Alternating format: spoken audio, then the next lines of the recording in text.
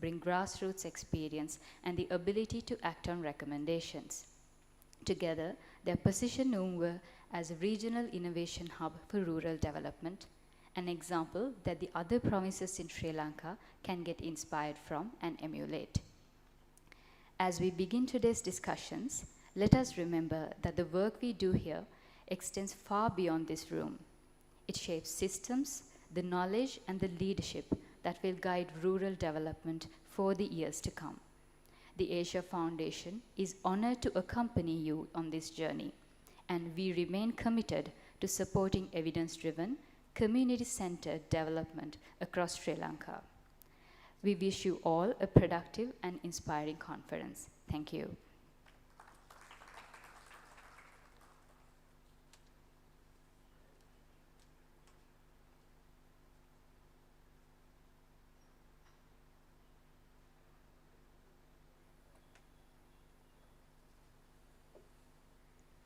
Thank you very much, Ms. Gayatri Karannagoda. With that, we move on to another signature event of this conference, the launching of the Gramodaya magazine. To launch the magazine, I respectfully invite the chief editors of the Gramodaya magazine, senior lecturer, Venerable Vachisara Thero, and also senior lecturer, Mr. Rubavadanan, to the front. And to receive this Gramodaya magazine, I respectfully invite Mr. Dhananjay Navaratna, the Dean of the Faculty of Management, and also the two keynote speakers of today's conference, Professor Tang Lishia and also Professor Shirantha Hinkender, to the front.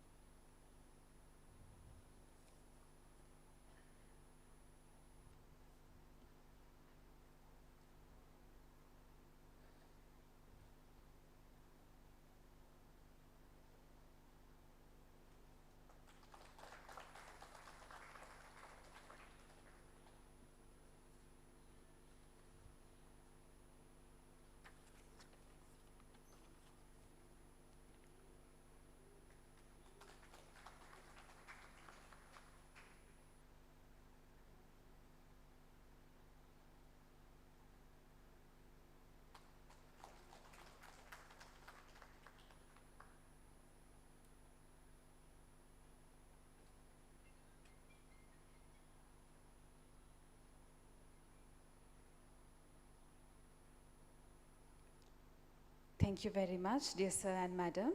Up next is another launching of the JMTR special issue on rural development. So this is the Journal of Management and Tourism Research on Rural Development, a special issue of JMTR. So I warmly invite the editorial assistants of JMTR, lecturer Ms. Nusmini Fernando, and also Ms. Lecturer Ms. Vindhya Hevage, to the front. And to receive this special issue of JMTR, once again I respectfully invite the Dean, Faculty of Management, Mr. Dhananjay Navaratna, and also the two keynote speakers, Professor Tang Lishia and Professor Shirantha Hinkender, to the front.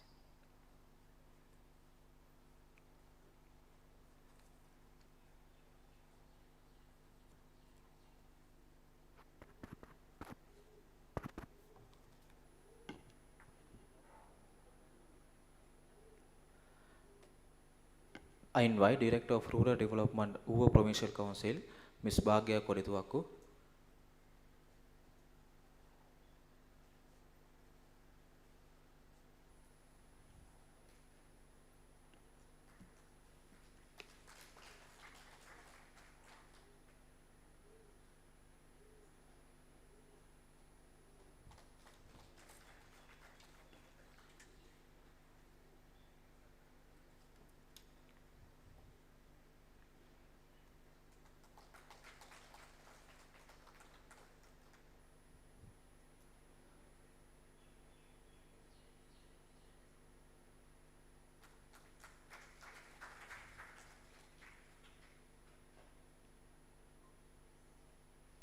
Thank you so much. With that, we move on to the first keynote address of today's conference, delivered by Professor Tan Leshia, Deputy Dean, College of International Development and Global Agriculture, Deputy Secretary General of National Institute for Rural Revitalization Research of China. And to introduce our eminent speaker, I warmly invite Professor Tusita Kumara, Professor in Economics from the Faculty of Management, to the podium.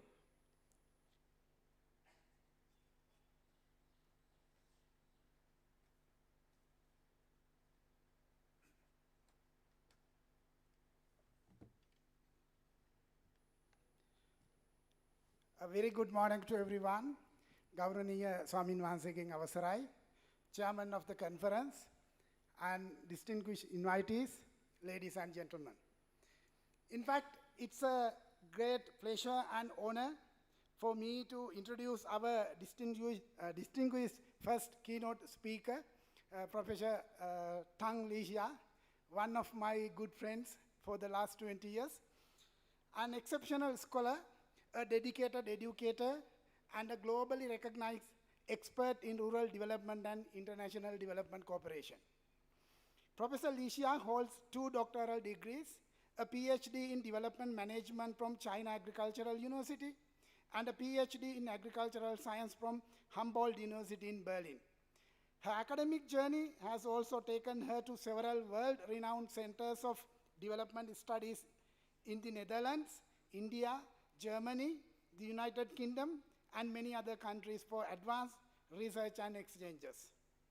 She has served as the head of the Department of Development Management at the College of Humanities and Development Studies of China Agricultural University. At present, she is the Deputy Dean of the College of International Development and Global Agriculture, and she is the Deputy Secretary General of the National Institute for Rural Revitalization Research in China. Her research spans critical themes including rural poverty, vulnerable social groups, and implementation of rural social policies. In recent years, she has expanded her scholarly focus to China's foreign aid, agricultural development in Africa, and the evolving landscape of China, Africa, South Asia, and Southeast cooperation.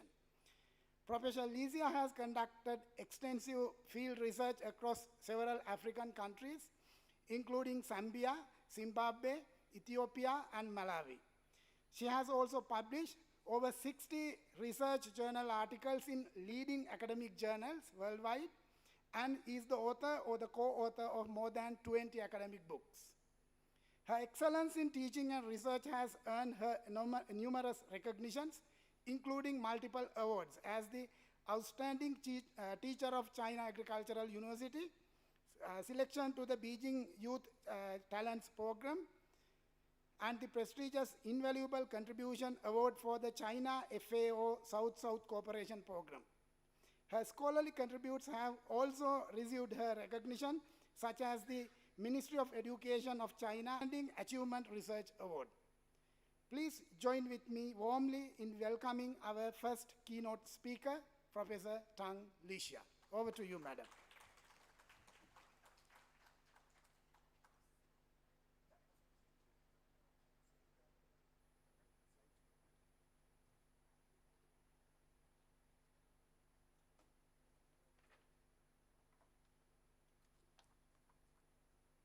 So I cannot see my slides. Okay. Yeah, good morning. Yeah, thank you for your invitation. It's my great honor to join this very important event. I heard a lot of first time. It's also my first time to come to Sri Lanka. Even I have knew Professor Kumara for almost 20 years. So we studied together when we were young. Yeah, he was a very kind boy, always want to take care of me because at that moment, I have no international experience in Europe. I do not know how to survive in that. So this July, he also was invited to come to China. So finally, after 20 years, we can meet each other together, and also he become my family friend. My husband also enjoyed the time with him. So I think that's the good news for me. Today, I try to share with you about the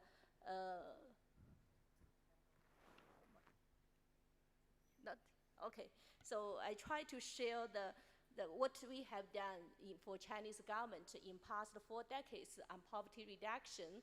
Actually, the government has done this job for for 4 decades. It's very difficult to summarize the key points in 20 minutes. I try my best to share something because I think today's conference is not a pure academic event. It's a kind of cooperation between university and the government with support from the international organizations. Actually, in China Agricultural University, I also worked for a division, a department for the domestic cooperation. So domestic cooperation is related to international cooperation. So in China, universities are encouraged to work with the government together. So I ever worked as a local official for 2 years, from 2020 to 2022. So in China, the professor also be encouraged to work as local officials to help local government to formulate the new policies, to do some agricultural interventions. So they have a very, very close relationship between universities and the government. So this year's our university just celebrated 120 anniversaries. So our president Xi Jinping wrote a quite important letter to encourage us to work for more for the rural development and the agricultural development, because now we are in the new stage to promote agricultural development. We call the rural vitalization strategy. So, but before 2020, China is famous to have the poor countries.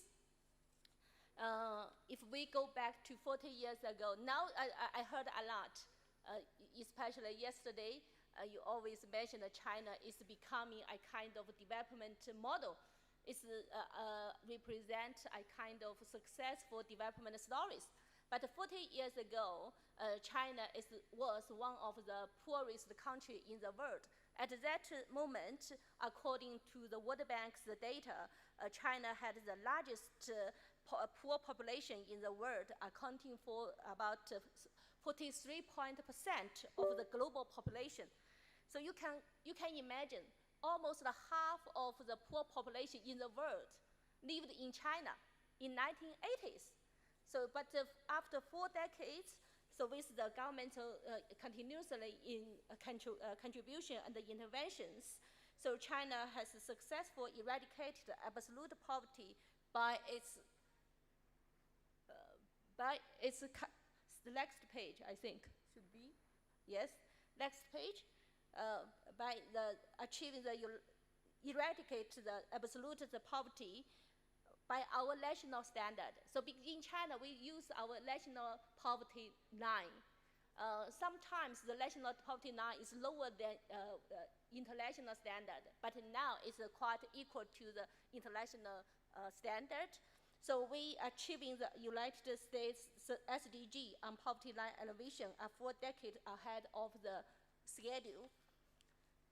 And actually, in the World Bank, always highlighted Chinese poverty reduction achievements.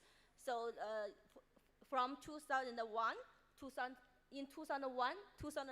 and 2022, so World Bank has released the 3 keynote milestone reports on poverty reduction. Do you have the microphone? Yeah, maybe I can. Otherwise, I cannot see that. Give me.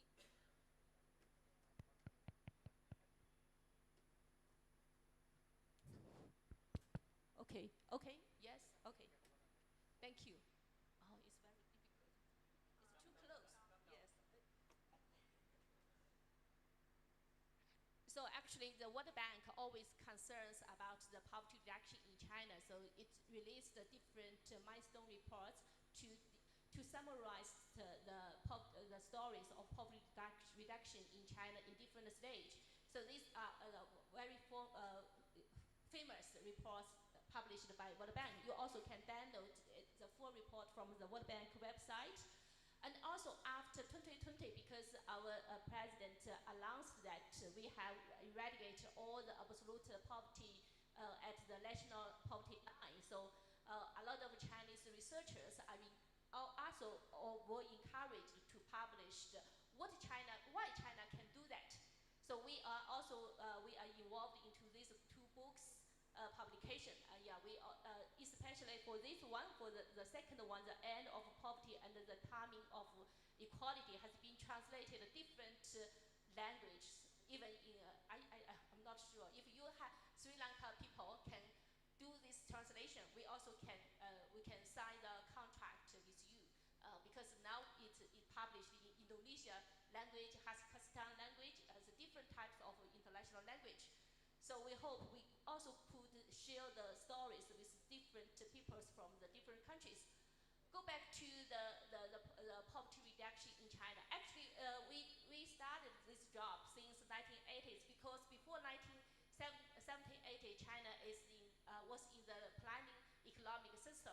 After 1978, 1978 was a very important year for Chinese people because since that year we started our economic reform, political reform, initiated from the rural reform in China. Actually, if you rural development has played a very important role to promote economic growth in China because our reform started from rural reform, especially on the land reform. So now in China we have very unique land tenure system in the world. So we can, in China, you cannot say you could buy or you could sell a piece of land. You could not do that because we do not have the private ownership. You have the using right of the land. So in 1980s, the government established the first specific fund for the poverty reduction. And since then, we started the journal, long-time journal of the poverty reduction. So as I have mentioned yesterday, in 1984, it's also quite important that we released very specific documents to guide the poverty reduction at that moment. Under these programs, the Chinese government established the specific institute to responsible for the poverty reduction. We call it LGOP, Leading Group Office of Poverty Reduction. So we use this system for 40 years. So we just reformed this system in 2021 after we eradicated all absolute poverty poor people. So in 1986, this office has been established, and also we called the developmental poverty reduction policies. So development orientation poverty reductions is not social protection. In the beginning, we didn't invest too much on social protection because social protection depends on your financial capacity. But at that time, China was still poor. The government has no big money to do that. So we called the developmental poverty reduction policies. So it means we have to introduce the marketing mechanism to help the poor region, poor country, poor people to develop their own business, to make money by themselves, not depend on the governmental subsidies. Otherwise, the government will have a very huge financial burden for that. So we started to do that in 1986. Along with the economic growth, we reformed the poverty reduction in 2021 and then 2013. And then now we are in the new milestone we call the solidation period for the result of poverty reduction. So it's not means by the end of 2020, the government closed all the interventions to the poor people. We still continue to do that, but we change our approach. So along with these timelines, we always change our policy tools, financial resource, and the targeting mechanism for the poverty reduction. So I would like to answer 4 key questions for the poverty reduction. First one is about who work for the poverty reduction. So, and the second one is who could get the supports and what kind of supports the poor could get and how to evaluate progress of the poverty reduction. So here I just give a very simple example for our leading group of poverty reduction. So in the beginning, so this leading group just consists of the ministries directly related to the agricultural development and the rural development. Not all the stakeholders in the society could be involved into this process. In the beginning, only a few ministries work on that.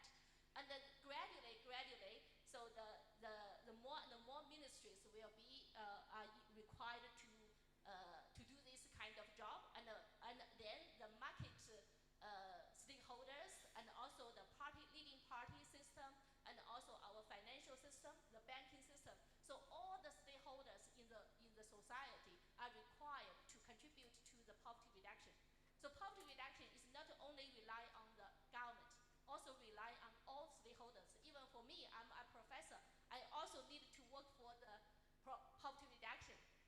We are required to purchase specific agricultural products from the poor household. So it's our responsibility. The university also have to do that.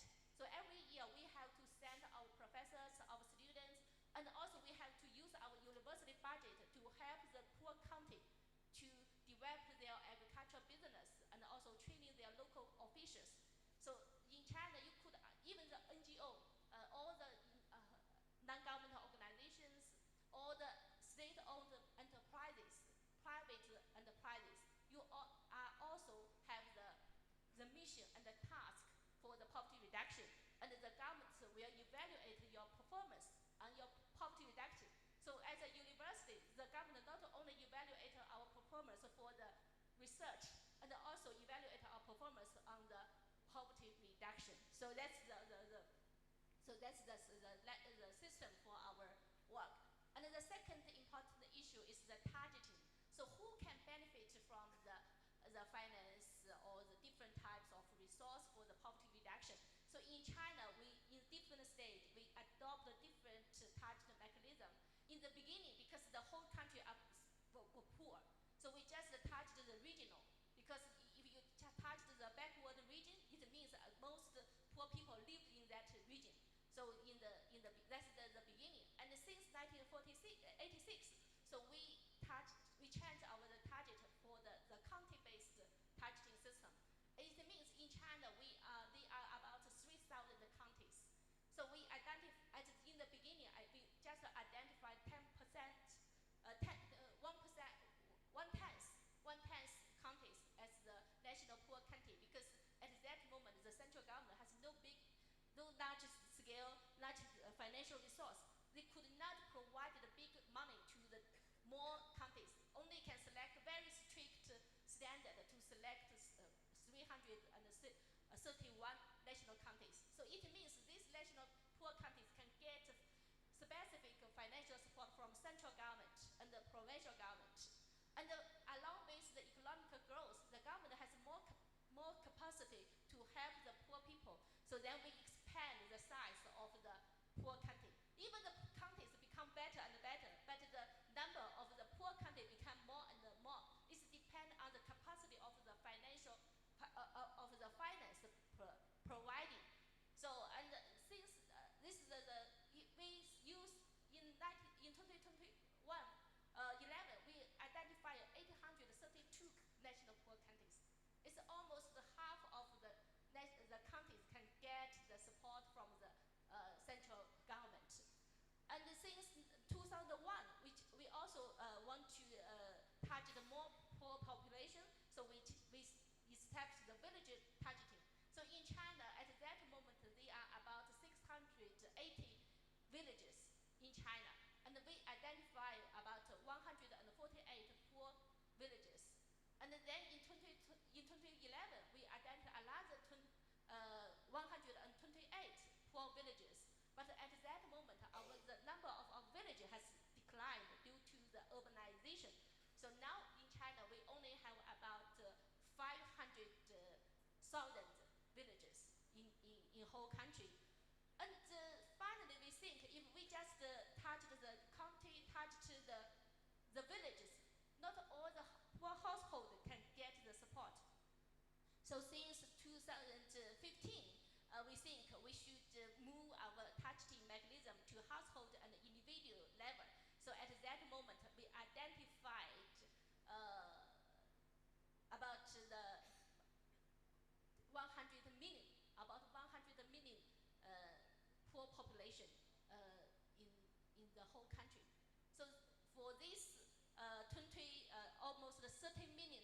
poor household.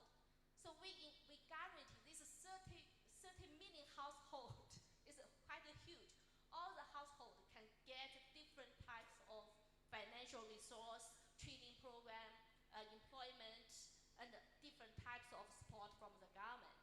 So, and also, we established our poverty line, national poverty line, but we changed the poverty line according to our economic capacity. So when we were poor, we set a very strict standard. Then we become better, then we can get quite relative standard, standard. So just depend on the capacity of the financial resource. So this is the summarize for our how to touch the poor. So but we think in different stage we adopt the different targeted mechanism. It not means we don't use the previous targeted system. So we use them together. So for the county level, for the village level, for the household level, because in different level we will have the different types of resource for that. So that's I would like to share.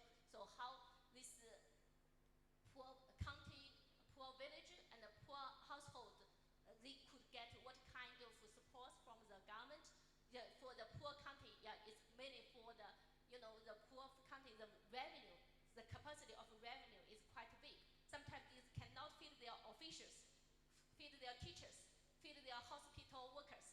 So that's the central government will provide the cash transfer to them, that help them to survive by themselves, and also construct their infrastructure and public services, and also provide different type of support from the different ministries.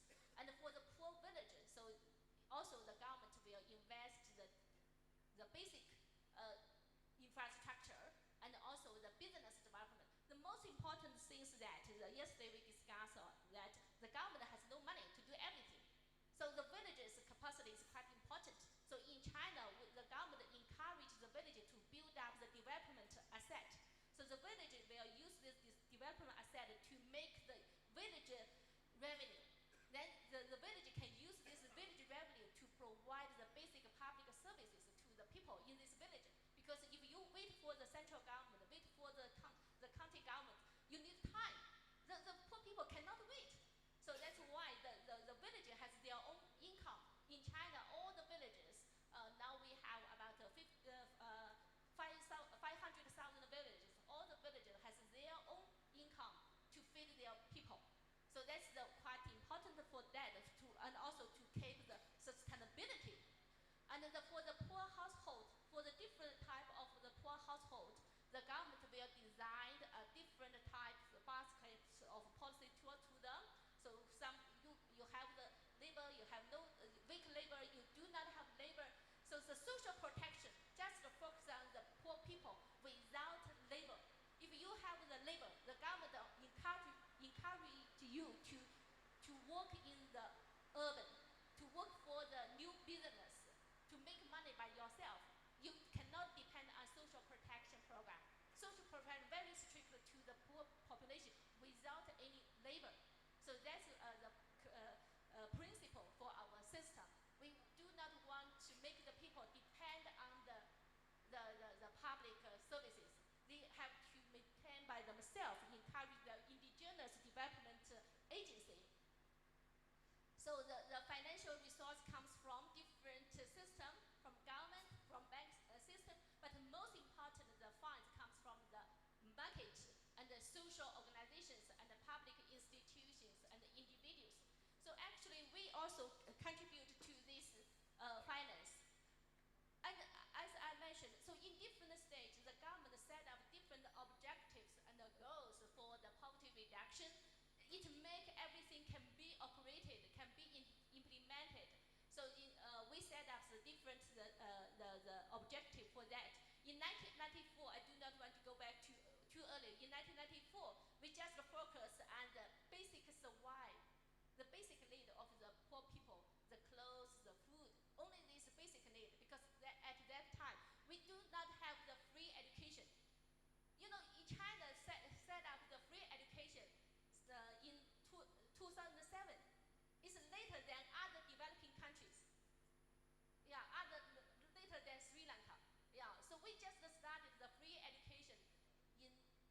2007. So we have the parents have to pay for their kids' education, even for the compulsory education, not only for the university. So in 1990s, we just focused on the basic need, and then along with the economic growth, we hold the infrastructure of the poor village. So in next century, the infrastructure of village is very difficult to access to the village. But now, Toshita has visited our villages. It's easy to go to this village. The village can have the electricity, stable internet, hospital, the elder caring center, everything you can get it from urban area. You also can get it in the village. But we did this in this century, not before. It's quite new. I witnessed this transformation of the village. And then in new recently, we said in China, we said we should share the property. The share the property is the nature of the socialism country. So then we focus on individuals' development. So that means for the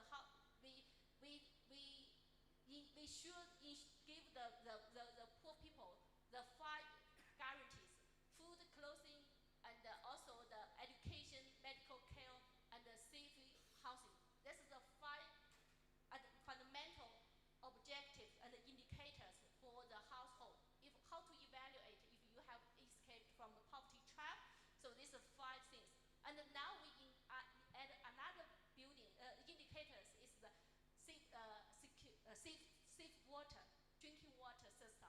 Because China is so huge, the tapping water cannot be supplied for cover all the villages. But now we gradually covered all the villages.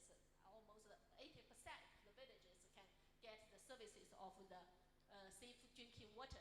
So that's the different indicators for that.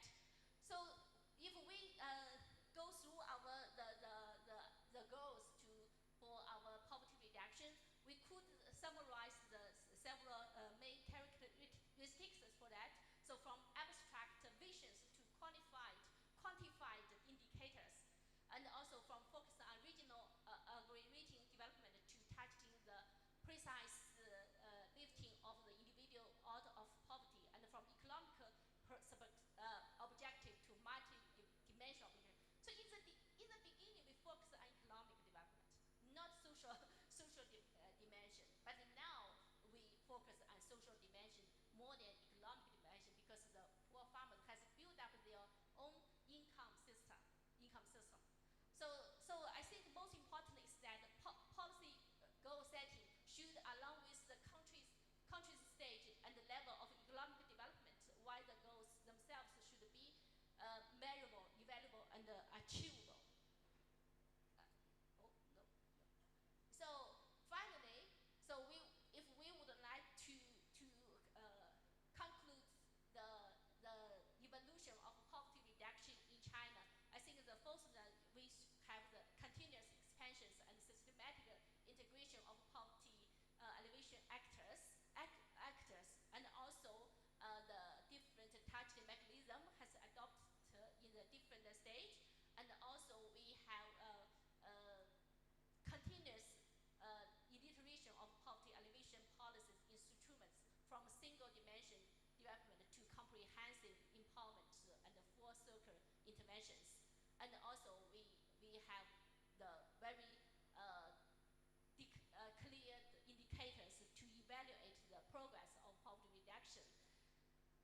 So behind the China poverty reduction miracles lies profound governance wisdom, centrally embodied as 3 unification. So the first one, unification of a long-term and phased approach. So we have this the long-term mission, but combined with the phased-based approach. And also the second unification is the stability and the reform. Yeah, we reform gradually to our long-term missions. So that's why, and the last one is the doing the best within the capacity and acting according to capability. So we didn't want to do something, we cannot do that. So graduality is the future of the reform in China.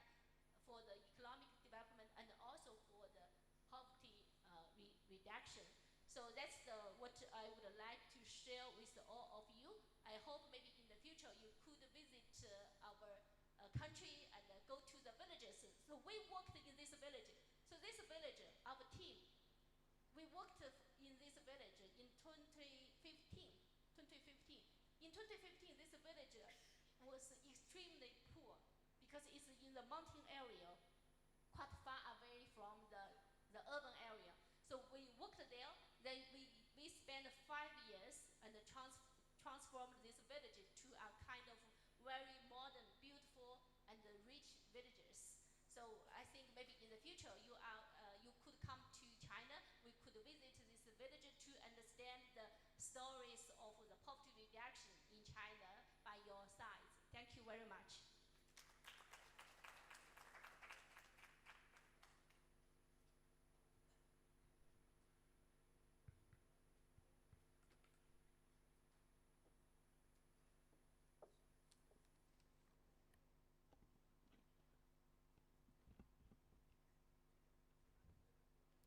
Thank you very much to our first keynote speaker, Professor Tang Lixia, for that insightful keynote address.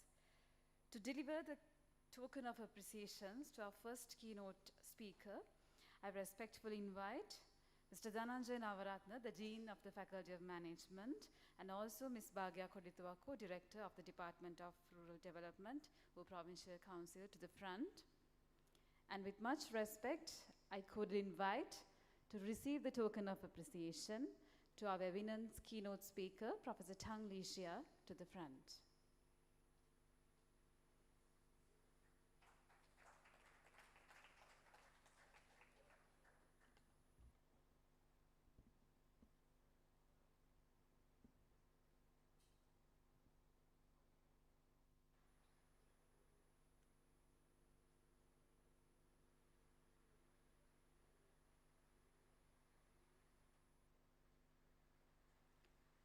Thank you, sir and madam.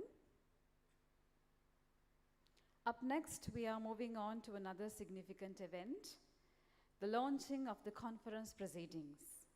To launch the conference proceedings of NCRD 2025, I cordially invite the Editor-in-Chief of the conference proceedings, Professor Imali Fernando, Professor in Management from the Faculty of Management.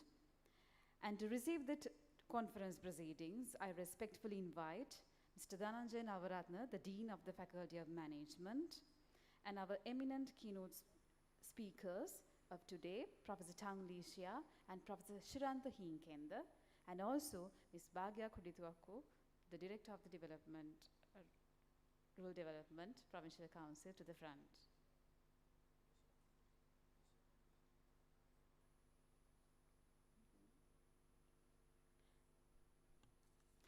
And also, I respectfully invite Ms. Gayatri Karannagoda, the Program Officer of the Asia Foundation as well.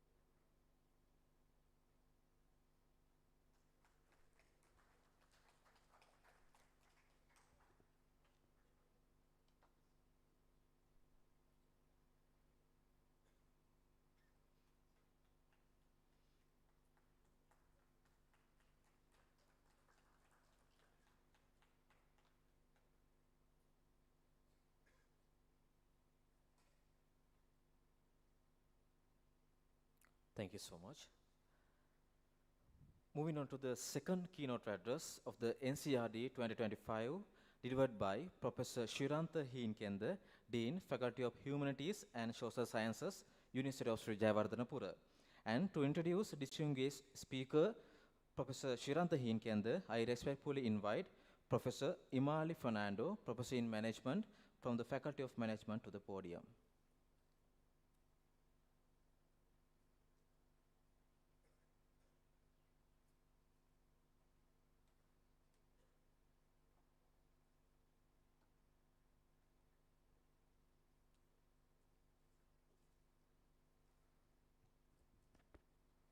Good morning to you all.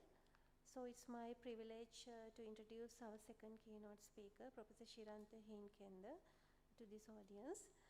Professor Shiranta Hinkende is currently the Dean of the Faculty of Humanities and Social Sciences at the University of Sri Jayawardhanapura. He has obtained his BA degree from University of Sri Jayawardhanapura, Masters from National Graduate Institute for Policy Studies in Tokyo, and PhD from School of International Development at Nagoya University in Japan.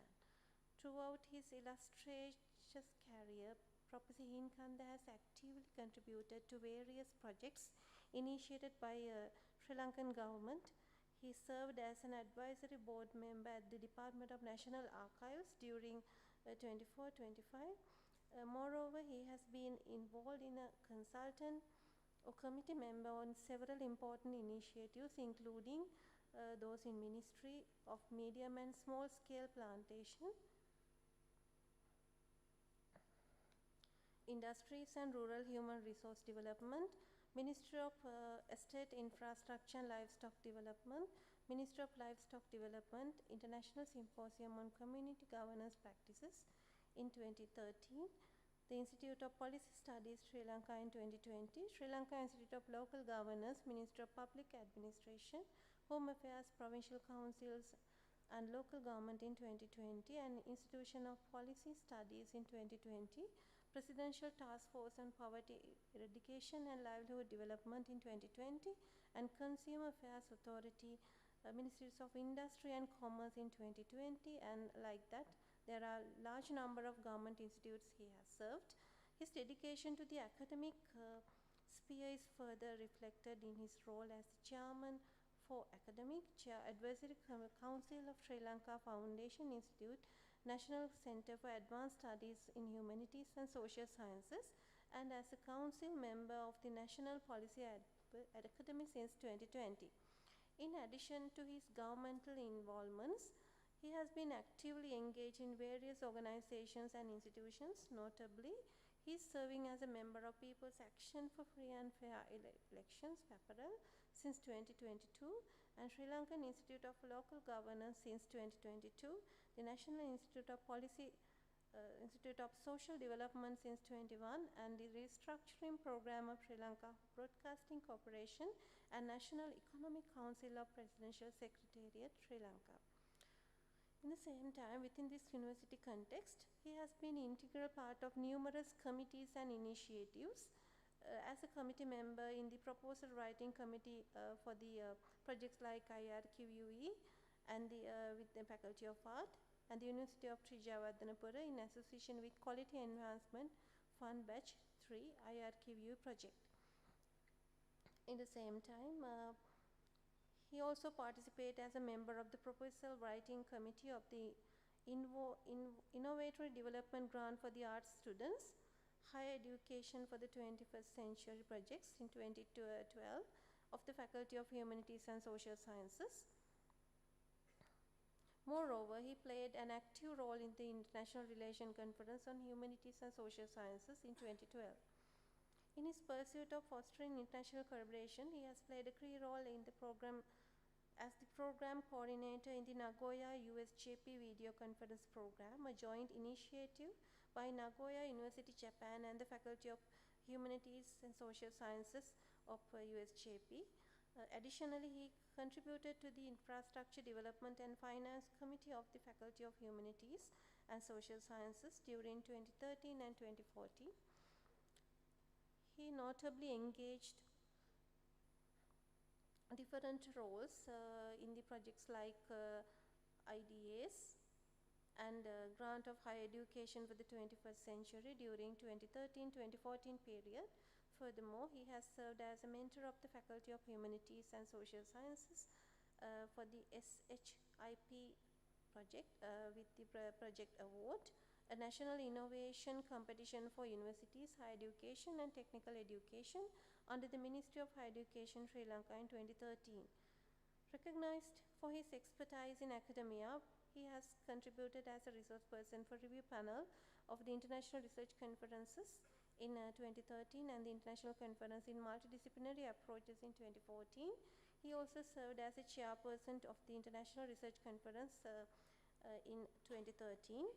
Furthermore, he assumed the esteemed position of chairman in Technical Evaluation Committee for the World Bank, HECT IDAS project of the faculty, USJP, in 2014.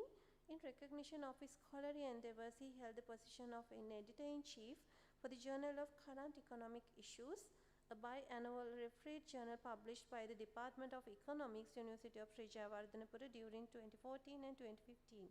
Additionally, he has served as a senior student counsel of the faculty within the academic years of 2014 and 2015. So herewith I am very respectfully invite Professor Heen Kender to the podium. Over to you, sir.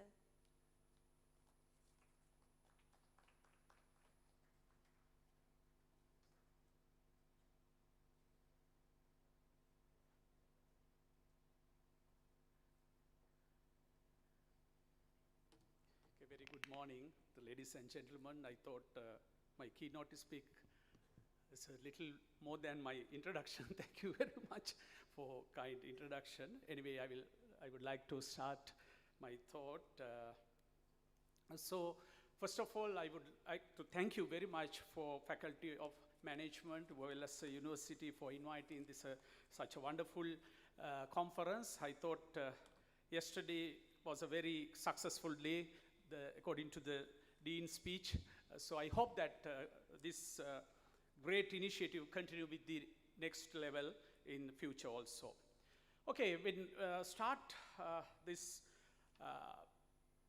speech, I would like to highlight especially financing for the rural development in Sri Lanka. The rural development has always been at the heart of Sri Lanka's national agenda, not only because rural communities form the social fabric of the nation, but also because agriculture and rural-based enterprises continue to support a significant portion of our labor forces. In the context of global economic shift, technological transformation, and the climatical related vulnerabilities now today we experiencing, and questioning how we finance in rural development has become more urgent than ever before. As we look forward, transforming rural realities for a global future, it is essential that we understand how financial system, institution, and innovation can be mobilized, build the resilient, productive, and inclusive rural economies across the Sri Lanka. Across the developing world, the rural population continue to face disproportionate barriers to accessing formal financial services. 1 in 3 people in developing economies still lack of access to safe, affordable financial tools, and women, youth, smallholder farmers, and displaced communities remain the most financially excluded. These structural gaps prevent the people from the saving securely, investing productive assets, managing shocks, or entering high-value markets. Although global financial inclusion has expanded, especially through the digital platform, millions remain excluded due to the limited connectivity, low literacy, and socio-economic constraint. These global realities are highly relevant for the Sri Lanka, where our rural sector face similar challenges despite moderate progress in financial access.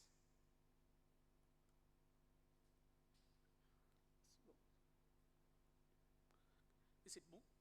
Yeah, thank you, because we cannot see. Sri Lanka records a relatively high level of bank account ownership. Approximately 88% of adults hold the account. However, this statistic make a deeper issues. While access is high, meaningful usage remaining limited. Only around the 1/3 of farmers obtain the formal credit, and mainly still depend on the informal lenders due to the difficulties in meeting collateral requirements. Limited financial literacy and perceived risk associated with the agriculture lending. At the same time, agriculture accounts for more than a quarter of the national labor force, but contribute just over 8% of the GDP of Sri Lanka. This imbalance reflects low productivity per workers and highlight the need of the targeted financial intervention to encourage investment, modernization, and value-added activities.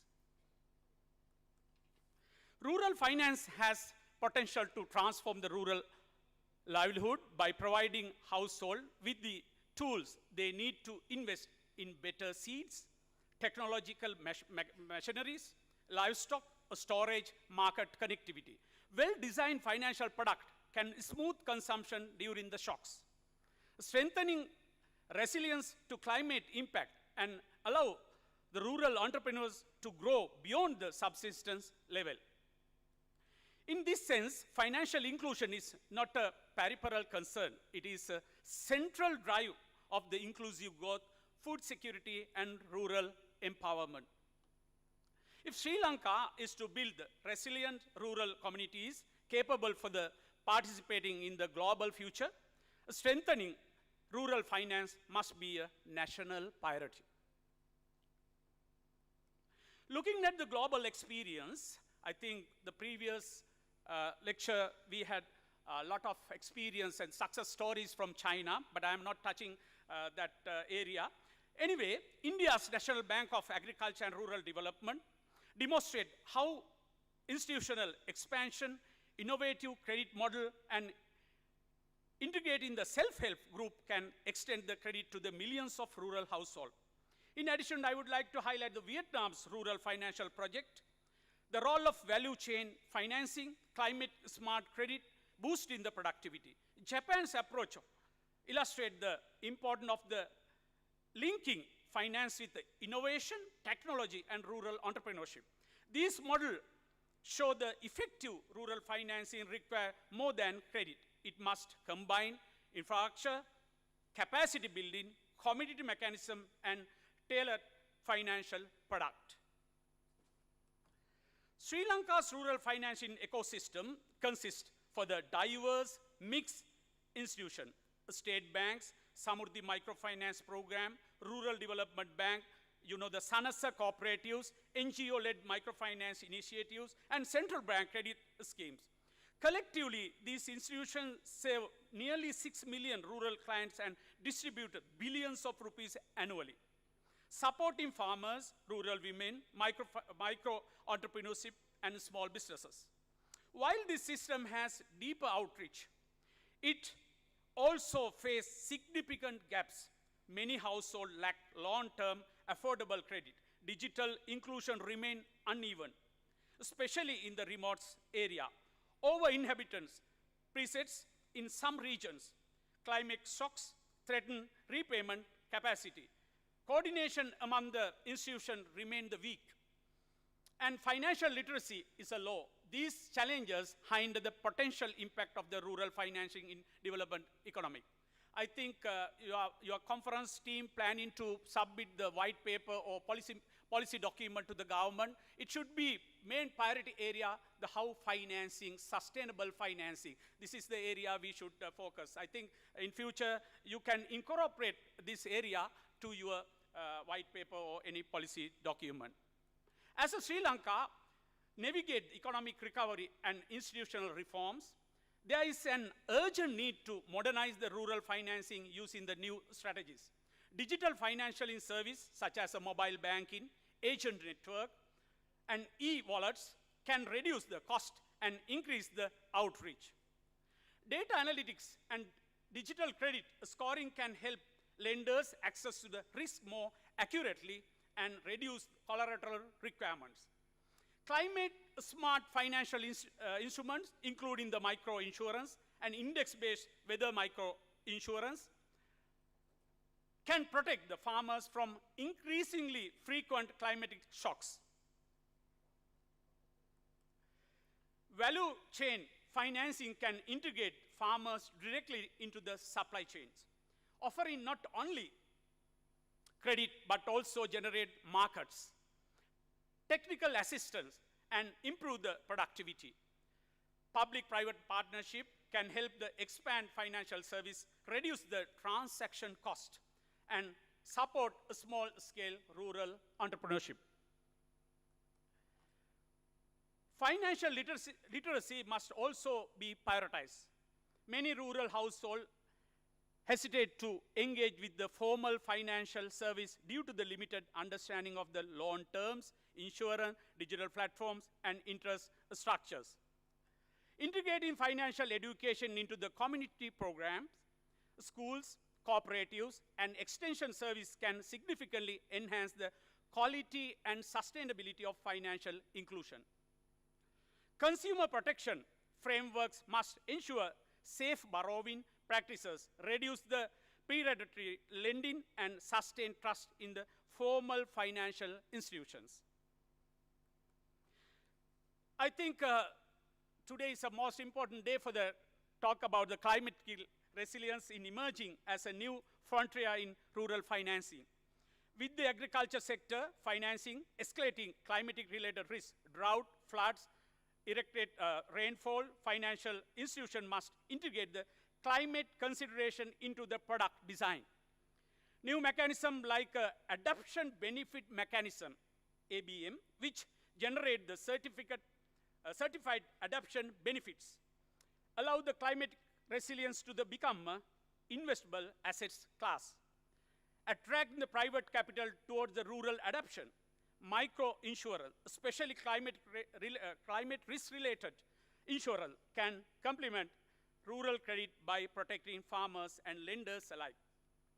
By designing the financing program that link credit with the resilience building practices, Sri Lanka can shift its rural sector from vulnerable to long-term sustainability. For a rural finance to truly support transformation, the institutional framework must evolve. Government and policymakers must create the enabling environment for the financial inclusion and invest in the rural infrastructure such as roads, ICT, connectivity, and electrification. The central bank must strengthening regulation, ensure consumer protection, and promote the innovation in agent banking and micro-insurance. Financial institution must expand the digital outreach, develop a rural tailored product and adopt risk sharing mechanism. Cooperative, I think Professor Tam very clearly mentioned that how China become used in the cooperative sector. Microfinance institution must act trusted intermediate that bridge the rural household and formal financial. The private sector must invest value chain and digital platform. Development partner must support like a Asian Foundation or any other INGOs can also support the building, innovation, piloting, and climate financing. Rural communities themselves must play an attractive role in design and sustain financial solutions that fit their needs. As we reflect the theme of this today conference, transforming rural realities for a global future, it is clear that financing for the rural development is not just an economic tool, it is a transformative force. It shapes how rural communities adapt to the climatic change, engage with the markets, build the livelihoods, and participate in the national development. Financing enables the rural household to move from sustain to the security, from vulnerable to the resilience, from local isolation to the global connection. Sri Lanka needs, at a critical moment, it is a development trajectory. With the right policies, institutions, technologies, partnerships, the country can build a rural financial ecosystem that support inclusive growth and sustainable development. Strengthening rural finance is not merely a technical expertise. It is an investment in people, communities, and the nation in future. Its demand coordinate action, visionary leadership, and the long-term commitment from all stakeholders, like the universities and provincial council administration, or practitioners, academia, research fellows, and so many people can, we have a lot of stakeholders to engage to develop this policy. As we gather today, this conference serve as a catalytic for the dialogue, collaboration, and innovation. Let us work together to build a rural financial system that empower the communities, supports agriculture, enhancing resilience, and prepare Sri Lanka for a global competitive future. Through the inclusive, equitable, and climate smart financing, we can ensure that Sri Lanka's rural sector become a foundation of national prosperity. Thank you very much.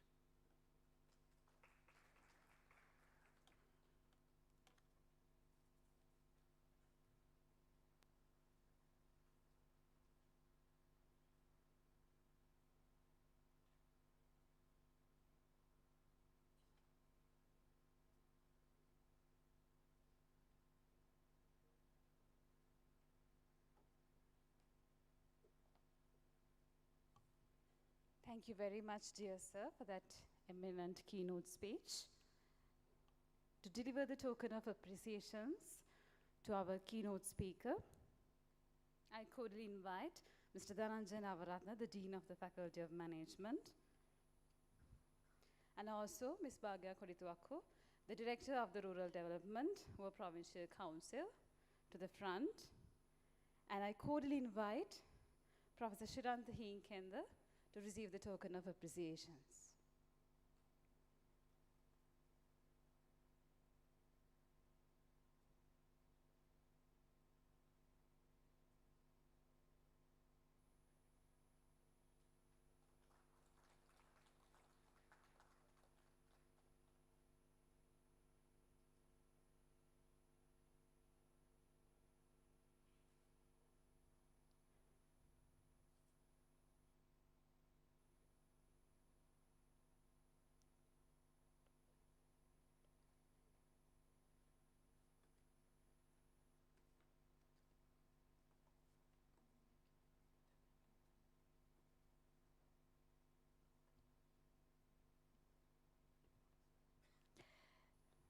Let's move on to another distribution of token of appreciations. To deliver the token of appreciations, I cordially invite once again Mr. Dhananjay Navaratna, the Dean, Faculty of Management. And to receive the token of appreciations, first of all, I cordially invite one of the great parties of this summit and the conference, representing the Department of Rural Development of the Provincial Council, Ms. Bhagya Kodituakku, the Director of the Department of Rural Development.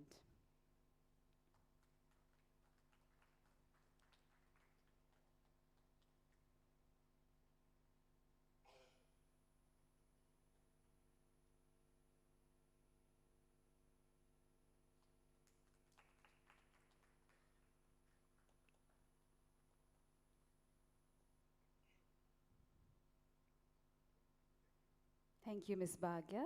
And also there's another distribution of token of appreciation. Dears, I invite you to remain on the front.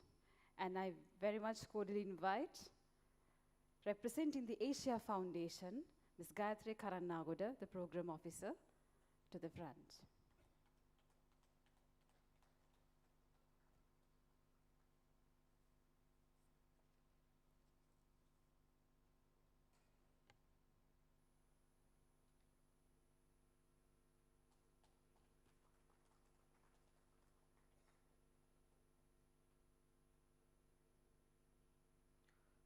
Thank you so much. To formally extend our gratitude to all those who contributed to the success of today's program, I respectfully invite Ms. Chathuri Dantanarayana, Co-Secretary, NCRD 2025 and Head Department of Tourism Studies to deliver the vote of thanks.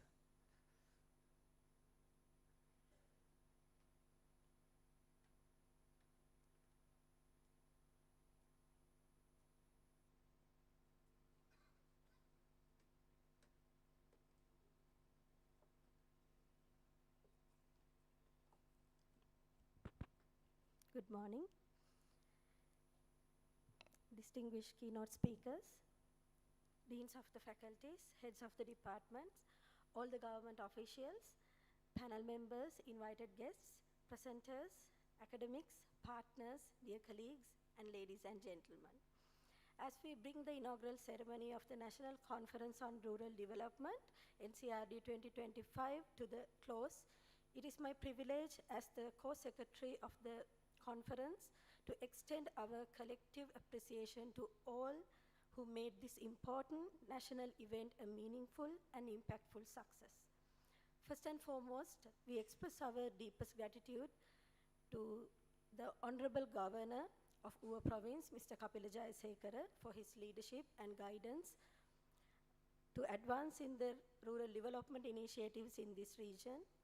And our sincere thanks also goes to Ms. Anusha Gokula Fernando, Chief Secretary of Uva Province, for her invaluable cooperation and encouragement for this national initiative.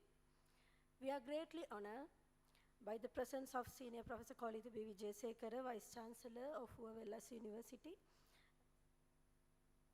And our heartfelt appreciation is extended to our keynote speakers, Professor Tang Lixia, Deputy Dean, College of International Development and Global Agriculture, and Deputy Secretary General, National Institute for Rural Revitalization Research, China, and Professor Shirantha Heenkender, Dean, Faculty of Humanities and Social Sciences, University of Sri Jayawardhanapura, for sharing their profound knowledge, international perspectives, and scholarly expertise that greatly enriched the academic dialogue. We are thankful to the Mr. Nihal Gururatna, Secretary to the Ministry of Education and Rural Development to our province for his valuable support. I sincerely thank Mr. Dhananjay Navaratna, Dean, Faculty of Management, and the patron of NCRD 2025 for his visionary leadership, guidance, and constant encouragement in making this event the first ever faculty level national conference as a landmark achievement for us. Dear sir, without your effort and advice, this won't become success. We equally appreciate all the deans of the faculties who are present here and all the heads of the departments and all the Senate representatives who present here.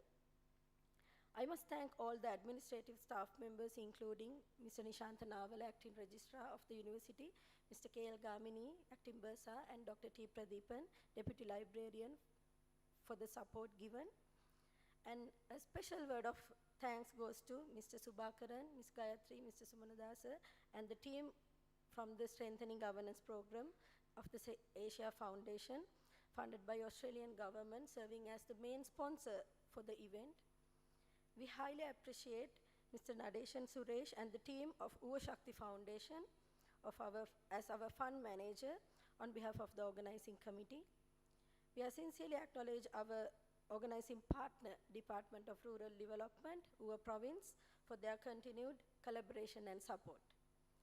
A special word of appreciation extended to Professor Ravindra Deshapriya, Overall Summit Coordinator, National Summit on Rural Development 2025, Mr. Jagat Kulatilaka, Conference Chair, NCRD 2025, and Ms. Bhagya Kodituaku, Co-Secretary of the Conference, for the extended support throughout the process. And valuable recognition is extended to Professor Imali Fernando, Editor-in-Chief and members in the editorial committee of the conference proceedings, for her exceptional leadership and academic stewardship throughout the completion of the proceedings. Special thanks also goes to Ms. Vindhya Hevage for her editorial assistance, dedication, and attention to detail. Our sincere appreciation is extended to Venerable Vachisara Thero and Mr. Rupavardhanan, the coordinators and chief editors for the Gramodaya magazine, for their valuable contributions to the conference and their continued academic support. And we also recognize with the gratitude of Professor Madhuranga Kulatunga, Editor-in-Chief of the JMTR Special Issue on Rural Development, and Ms. Nipuni Fernando and Ms. Vindhya Hevage, Editorial Assistants of the Special Issue, for their scholarly contributions towards enhancing the academic footprint of NCRD 2025. We extend heartfelt thanks to Mr. Sithum Gunatilaka for his outstanding contribution to the formatting and designing of the all promotional materials of the conference. And we also convey our sincere appreciation to all the technical and media support teams who were on the audiovisual unit, Wellassa University, and all our media partners, including Event TV, for providing essential coverage, technical assistance, communication support throughout the conference. We are immensely grateful to the Director, Department of Rural Development, our province, and her team, coordinated by Mr. Gayan Chaturanga, for their collaboration and strong partnership, which significantly strengthened the success of this conference. Then I express our deepest appreciation to all the authors and the presenters whose research contributions and insights have enriched the academic discourse of this conference. My sincere thanks goes to all the reviewers, panel chairs, panel members representing academia and government institutes for their expert evaluation, guidance, and commitment to upholding the scholarly standards of this event. Then my heartfelt gratitude goes to my team, including all the track coordinators and track assistants for their exceptional dedication and support throughout the process. And without your support, we didn't able to make this realize. Our warm thanks to all the academic members of the Faculty of Management. The teamwork is behind in the success, and the effort ensured the smooth and professional execution of such component of NCRD. We look forward to the successful completion of 7 technical sessions scheduled for today. We hope that knowledge shared and the collaborations forward will inspire continued research and meaningful contributions to the rural development. At the end of the technical sessions, we warmly welcome you to join with the awarding ceremony organized here. And thank you once again for the participation, support, and commitment. Wish you a productive day ahead. Thank you.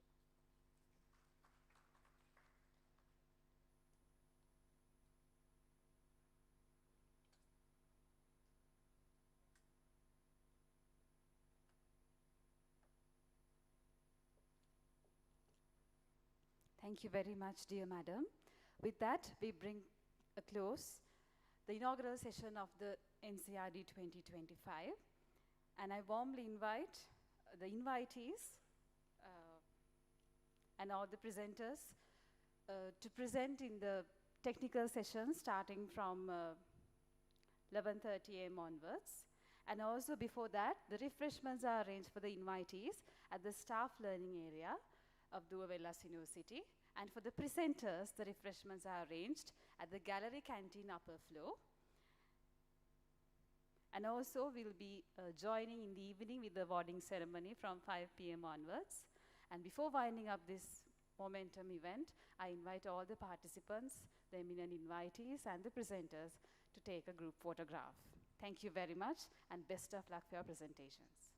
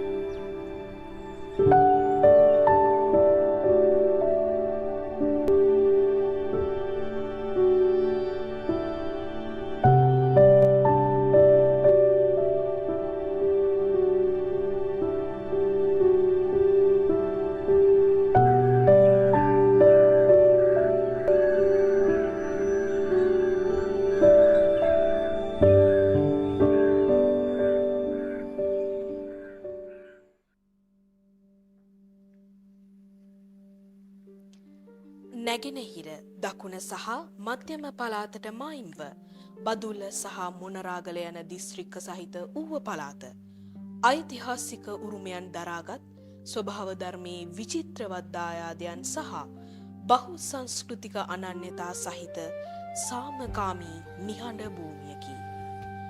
Uva Wellassa නම් ඓතිහාසික නාමකරණයේ අර්ථයට අනුව අතීත පරම්පරාවන් පෝෂණය කළ ආහාර ගබඩාව ඌව පළාතයි. වර්තමානයේ අදත් බතබුලතින් ශාස්ත්‍රීක පුවක් ගම්මිරිස් ආදී අතීත පාරම්පරික භෝගයන්ගේ සංකේතයක් බඳු වූ ඌව පළාත තේ කර්මාන්තයට තෝතැන්නක්ව මෙරට කෘෂි අපනයනයට මහත් පිටිවහලක්ව පවතී. ශ්‍රී ලංකාවේ මධ්‍යම කඳුකරයට යාබදව පිහිටි මේ සුන්දර භූමිය ස්වභාව ධර්මයේ අපූර්වත්වයෙන් මනෝරම්‍ය වූ සංචාරක ගමනාන්තයන්ගේ පාරාදීසයක් සේම ඓතිහාසික සාක්ෂි සහිත සංස්කෘතික උරුම ගමනාන්තයන්ගෙන්ද පෝෂිතය. එහෙත් වර්තමානයේ ඌව පළාත සමාජ සංස්කෘතික සහ පාරිසරික අභියෝග රැසකට මුහුණ පා සිටී. ඒ වෙනුවෙන් නව සමාජ සංවර්ධනයක් උදා කර ගැනීම සඳහා යහපාලනික සුසමාදනීමෙන් මේ දිගහැරෙන්නේ 2025 ග්‍රාමීය සංවර්ධනය පිළිබඳ ජාතික සමුළුවයි. මූලික වශයෙන් තේමා 5ක් පදනම් කර ගනිමින් 2025 ග්‍රාමීය සංවර්ධනය පිළිබඳ ජාතික සමුළුවේ කතිකාව සම්නිටුහන් කරමු. ග්‍රාමීය ප්‍රජාව සවිබල ගැනීම සඳහා අදාළ ප්‍රතිපත්ති සහ නීති සම්පාදනය. ඌව පළාත ආශ්‍රිත වර්තමාන වාතාවරණය නිවැරදිව අවබෝධ කර ගනිමින් ග්‍රාමීය ප්‍රජාව සවිබල ගැනීම සඳහා ප්‍රායෝගිකව ක්‍රියාත්මක කළ හැකි ව්‍යාපෘතීන් සඳහා ප්‍රතිපත්ති සහ ඊට අදාළ නීති රාමුවක් සකස් කර ගැනීම මෙහි පළමු අරමුණ ලෙස පෙන්වා දෙන්නේ. වෘත්තීය සහ කුසලතා සංවර්ධනය. පළාත තුළ වෘත්තීය අවශ්‍යතා හඳුනා ගනිමින් එකී වෘත්තීය නිපුණතා තවදුරටත් සංවර්ධනය කිරීම සඳහා අවශ්‍ය උපාය මාර්ග සකස් කර ගනිමින් සේවා වෙළඳපළට අවශ්‍ය නව්‍ය ශ්‍රම බලකායක් නිර්මාණය කිරීමට ගන්නා උත්සාහය මෙහි දෙවැනි අරමුණයි. ග්‍රාමීය ප්‍රජාවන්ගේ සෞඛ්‍ය සහ යහපැවැත්ම. සෞඛ්‍ය සම්පන්න යහපත් සමාජයක් ගොඩනැගීම යනු පළාතක පමණක් නොව මුළු මහත් රටේම අනාගත සුභසිද්ධිය ගොඩනගා ගැනීමකි. ඒ වෙනුවෙන් ග්‍රාමීය ප්‍රජාව සෞඛ්‍ය සම්පන්න ජීවන රටාවකට හැඩගැන්වීම සහ ඊට මඟ පෙන්වීම මෙහි තෙවැනි අරමුණ වේ. පාරිසරික තිරසාරත්වය උදෙසා පරිසර පද්ධතීන් සංරක්ෂණය කිරීම. අදටත් ස්වභාව සෞන්දර්යයෙන් පෝෂණය වූ පාරිසරික පද්ධතීන් වලට ඌව පළාත උරුමකම් කියයි. එකී පරිසරය වර්තමානයේදී මනා කළමනාකාරීත්වයෙන් මුක්ති විඳිමින් අනාගත පරම්පරාවන් සඳහා තිරසාරව ආරක්ෂා කිරීම වෙනුවෙන් මූලික උපාය මාර්ග සකස් කිරීම මෙහි සිව්වෙනි අරමුණයි. පවතින පරිසර පද්ධතීන්ගේ විවිධත්වය නිසියාකාරයෙන් අවබෝධ කරගනිමින් ඒවා ආරක්ෂා කිරීමට සමාජ මනෝභාවයන් වර්ධනය කිරීම, ආපදාවන් නිසියාකාරයෙන් කළමනාකරණය කිරීම මේ අරමුණු අතර ප්‍රධාන වේ. සමාජ ආරක්ෂණය සහ ප්‍රතිපත්ති නවෝත්පාදනය. සරල අර්ථයෙන් ගත් කල සමාජ ආරක්ෂණය යනු මිනිසාගේ මූලික අවශ්‍යතා සපුරා ගනිමින් නිදහසේ ජීවත් වීමට ඇති අයිතිය තහවුරු කර දීමයි. පවුල් සංස්ථාවට එල්ලවන අවදානම හා අභියෝග කළමනාකරණය කිරීම, දරිද්‍රතාවය පිටු දැකීම, විෂමතා අවම කරගනිමින් සමාජ සහජීවනය ගොඩනැගීම ආදී ක්ෂේත්‍ර මේ සඳහා ඉතා වැදගත් වේ. 2025 ග්‍රාමීය සංවර්ධනය පිළිබඳ ජාතික සමුළුව. ඌව වෙලස්ස විශ්වවිද්‍යාලයේ කළමනාකරණය පීඨය, ඌව පළාත් ග්‍රාමීය සංවර්ධන දෙපාර්තමේන්තුව සහ ඔස්ට්‍රේලියානු රජය වෙනුවෙන් ආසියානු පදනම එක්ව සංවිධානය කරනු ලබන මේ සමාජ සත්කාරය වෙනුවෙන් ඔබගේ සහයෝගය සහ ආශිර්වාදය ප්‍රාර්ථනා කරමින් මේ සමාරම්භණය වන්නේ 2025 ග්‍රාමීය සංවර්ධනය පිළිබඳ ජාතික සමුළුවයි.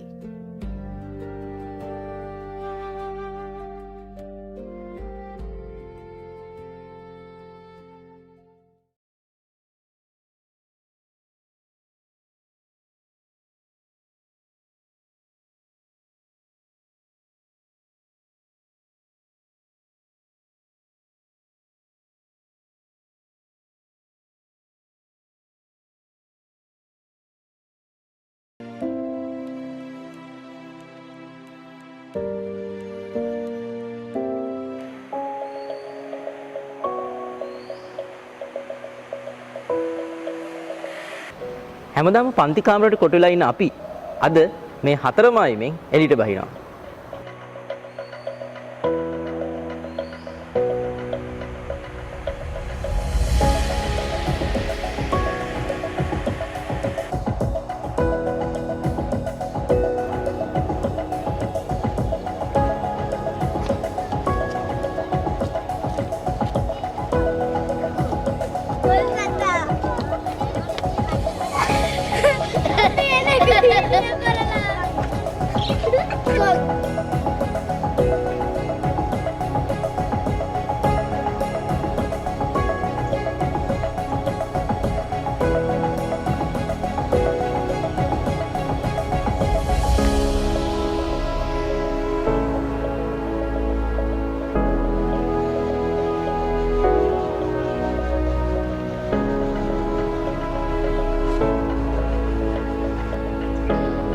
කොළඹ අපිට දුරයි.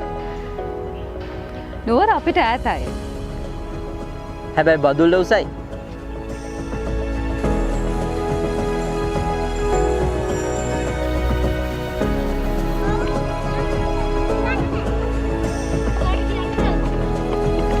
සිදාදියේ රේල් පොළට නුඹ එක් කරගෙන යන්න. අතපි බදුල්ලේ පොළට කඩමණ්ඩියට මේ ඇලේ දොලේ තියෙන සාරය ගලාගෙන එනවා. උදේ ඉඳන් වෙහෙස මහන්සි වෙන මිනිස්සුන්ගේ දහඩියෙන් තමයි මේ පොළව හැම වෙලාවෙම තෙත් වෙලා තියෙන්නේ. ඌව කියන්නේ සාරවත් භූමියක්. ඒ සාරවත් භවයේ නියම වටිනාකම දන්නේ මේ ඌව මිනිස්සුන්මයි. ඒ මිනිස්සුන්ගේ අදහසුත් මේ පළතුරු වගේම නැවුම්.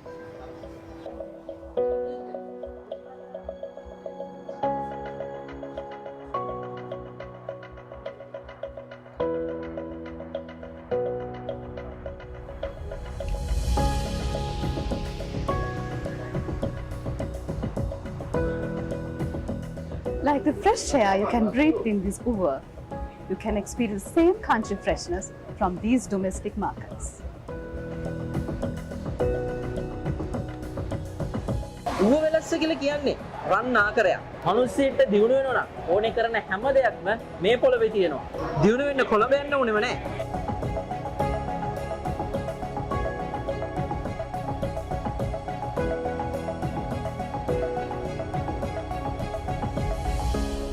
They once called Uber as a land of suffering, but today we call it as a land of rising dreams.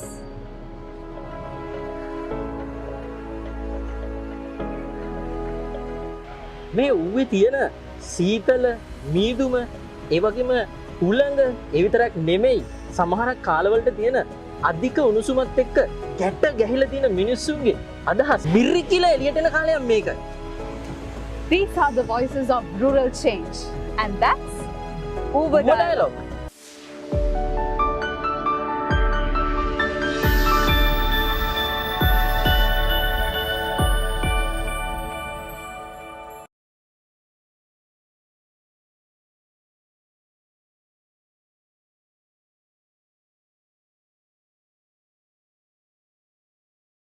සිදාදියේ රේල් පොළට නුඹ එක් කරගෙන යන්නම්.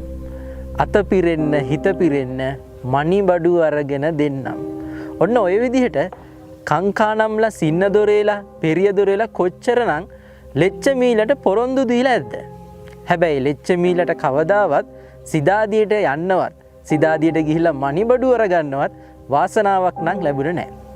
හැබැයි මේ ලෙච්ච මීලගේ අතෙන් කැඩෙන තේදලු සිදාදියෙන් විතරක් නෙමෙයි වෙන රටවල් වලට ගිහිල්ලා ලෝක වාර්තා තියන්න පවා සමත් වෙලා තියෙනවා. ඒ දවස්වල සුදු අධිරාජ්‍යවාදීන් කියලා තියෙන්නේ මේ වතුවල වැඩ කරන කම්කරුවන්ගේ ඔවුන්ගේ යහපත එහෙම නැත්නම් ඔවුන්ගේ සතුට ගැන ඕනවට වඩා හිතන්න ඕනේ නැහැයි කියන එක. හැබැයි ලංකාවට තේ කර්මාන්තය ගේන්න පුරෝගාමියා වෙච්ච ජේම්ස් ටේලර් මහත්මයා කියලා තියෙන්නේ රසවත්ම තේ නිර්මාණය වෙන්නේ සතුටින් ඉන්න මිනිස්සුන්ගේ අත්වලින් කියන එක. ඉතින් ඔන්න ඔය වගේ සතුටින් ඉන්න ලෙච්චමීලගේ අත්වලින් නිර්මාණය වෙන රසම රස තේවල කතන්දරය බලන්න අපි යමු අඹතැන්න ගමට.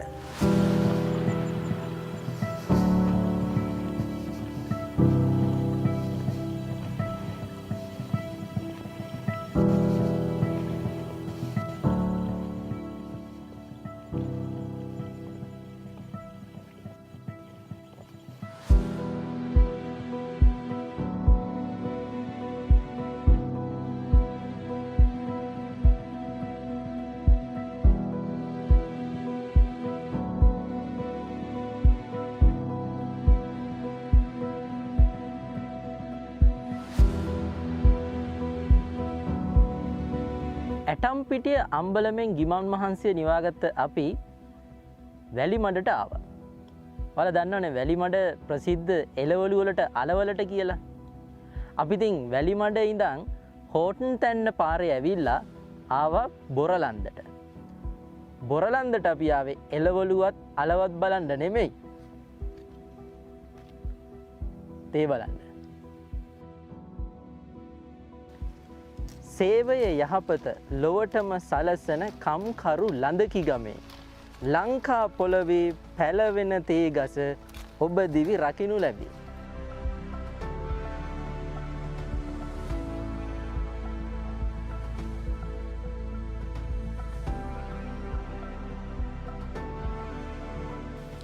We have come to meet the heart and hands behind this remarkable blend of art and aroma.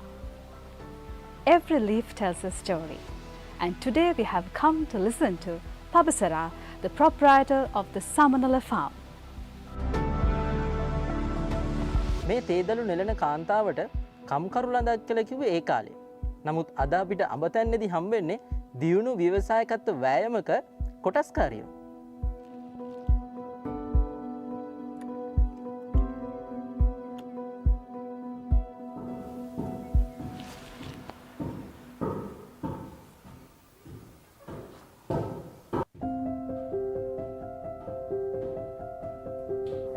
අපි අහලා තියෙන මේ තේ හදන්නේ ලොකු ලොකු කම්හල් වල කියලා.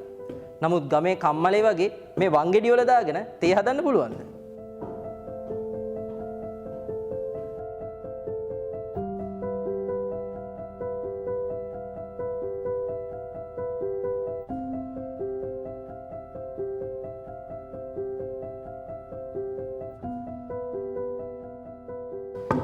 නැන්ද දැන් මේ අපි කවදාවත් දැකලා නැහැ මේ වගේ වංගෙඩියක දාගෙන තේකොළ කොටනවා. මොකද්ද මේ වැඩි? අපි මේ තේකොළ හදන්න මේ ඉස්සලාම මෙහෙම වේලලා වංගෙඩි දාලා කොටලා කුල්ලේ දාලා පොළලා එහෙම තමයි හදන්නේ තේ. දැන් එතකොට නැන්ද මේ වැඩි කොච්චර කල් විතර ඉඳන් මේකට සම්බන්ධ වෙලා ඉන්නවද? මම නම් දැන් අවුරුදු 6ක් වෙනවා. අවුරුදු 6ක් වෙනවා. එතකොට මේ වැඩින් කොහොමද නැන්ද ගෙදරට මොන වගේ ආදායමද නැන්දට කොහොමද මේ වැඩි? ලොකු සහනයක් මේකෙන් ලැබෙන ආදායම. එතකොට නැන්ද දැන් මේ නැන්දට අමතරව තව කී දෙනෙක් විතර මෙහෙ වැඩ කරනවද? 4-5 දෙනෙක් වැඩ කරනවා. එතකොට ඒගොල්ලන්ටත් නැන්දට වගේම හොඳ ආදායමක් මේකෙන් හම්බ වෙනවා. ඔව් එයාලටත් මට වගේම ලොකු ශක්තියක් මේකෙන් ලැබෙන ආදායම. එතකොට නැන්ද මේ අපිට මේ අහන්න ලැබුණා දැන් මෙහෙට එනවයි කියලා මේ එක එක රටවල් වල කට්ටිය ඇවිල්ලා මේව බලනවායි කියලා. ඉතින් ඇත්තටම එහෙම එනවද? ඔව් එනවා. මොනවද එයාලා ඇවිල්ලා සාමාන්‍යයෙන් කරන්නේ මේ? ඒගොල්ලෝ ඇවිල්ලා ඉතින් මේ අපි මේ කරන දේවල් බලලා ඉතින් ඒගොල්ලෝ ඇත්තටම ගොඩක් එකෙන් දැකලා නැහැ ඒගොල්ලෝ මේ වගේ දේවල්. ඉතින් මේ වගේ දේවල් බලලා ඒගොල්ලෝ ගොඩක් සතුටු වෙලා අපේ විස්තර දැනගෙන යනවා. එතකොට දැන් මේ පැත්තට එතකොට ඒ වගේ පිටරල් වල කට්ටිය ඉන්නේ මේ වත්තට විතරයි. මේ වත්තට විතරයි. එතකොට නැන්දලට දැන් මේ වගේ කට්ටියත් එක්ක මේ වැඩ කරන්නේ කියන්නේ ඒගොල්ලන්ට මේ දේවල් කියලා දෙන්න හම්බ වෙනවා ඉතින්. ඔව්. ඒගොල්ලොත් එක්ක කතා කරන්න හම්බ වෙනවා. ඔව් කතා කරලා ඉතින් අපින් තමයි ඒගොල්ලෝ දැනගන්නේ. එතකොට මොන වගේ අත්දැකීමක්ද ඒක නැන්දට තියාලත් ඒක කතා කරන්න හම්බ වෙන එක? ඉතින් අපිටත් ඉතින් ඒක ලොකු අත්දැකීමක්. ඉතින් වෙන තැන් වල එහෙම නැහැනේ. එතකොට නැන්ද දැන් මේ ඇත්තට මොකද්ද මේ වංගෙඩිය දාගෙන මේ කොටන මේ තේකොළ හදන මේ වැඩේ මොකද්ද? ඒ කියන්නේ මේ තේ දළු අපි දවසකට කලින් කඩලා මද පවන වේලලා අපි මේ වේලනාට පස්සේ මේ වංගෙඩි දාලා කොටලා අර කුල්ලේ පොළලා තේක හදාගන්නේ. එතකොට මේකට මේ ක්‍රමයට කියන නම මොකද්ද? වංගෙඩි බෙකෝ. වංගෙඩි බෙකෝ. හොඳයි. එතකොට දැන් මේක ඇවිල්ලා මේ විශේෂ ක්‍රමයක් මෙහි තියෙන නේද? ඒ කියන්නේ දැන් මේ මම දැකලා නැහැ මේ කොහෙවත් දැකලා නැහැ. එතකොට මේක ගොඩක් විශේෂයි මේ වැඩේ නේද? ඔව්. එතකොට සාමාන්‍යයෙන් දැන් මේ අර අනිත් අපි බොන දැන් අපි කඩේ ගන්න තියෙන තේ නම් කොහොම වංගෙඩි පෙකෝ කියන වර්ගෙ නෙමෙයිනේ. එතකොට මේකේ රසය කොහොමද මොන වගේ රහ? මේක වෙනස්ම අමුතුම රසක් ඉතින්. එතකොට නැන්ද දැන් මේක මේ ගොඩක් කල් ඉඳන් මේ තියෙන ක්‍රමයක්ද මේ වගේ තේ හදන විදිහ? ඔව් දැන් පරණම මිනිස්සු මේ ක්‍රමයට තමයි ගෙවල් වල හදලා අපි අහලා තියෙන විදිහට බොන්නේ. ඉතින් ඒක තමයි අපිත් මේ ආය හදා ඒ ලොකු කර්මාන්ත ශාලාවල විදිහට නෙමෙයි අපි වෙනත්ම විදිහකට. ඒ කියන්නේ මේ දැන් ඔය මැෂින් එන්න කලින් ඔය ලොකු ෆැක්ටරිස් එන්න කලින් මේ විදිහට තමයි වැඩේ පටන් ගන්නේ. ගෙවල් වලත් මිනිස්සු පරණ මිනිස්සු එතකොට නැන්දලා දැන් මේක මේ අලුතෙන් ඒ කියන්නේ මෙහෙට ආවට පස්සේ දැන් මම අවුරුදු 6කට කලින් මෙහෙට ආවේ.